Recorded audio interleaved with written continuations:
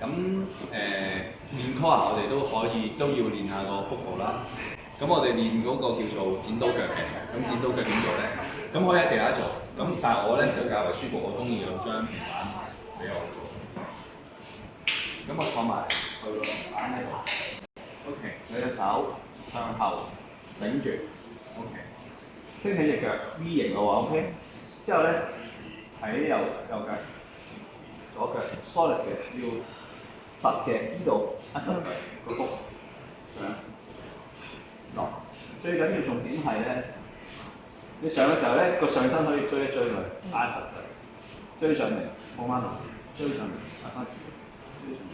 最緊要係你感覺唔係想提起個腿，你係想將個腹壓實，OK， 壓實。咁佢要練緊啲咩咧？練緊個側腹肌肉啦、腹直肌啦，同埋因為提腿咯，提腿係下腹個肌肉都會比較多啲，係啦，咁就係呢一部分。咁同埋佢因為佢咧，佢係單側提腿啊嘛，咁佢個 core 個運用都會多一啲。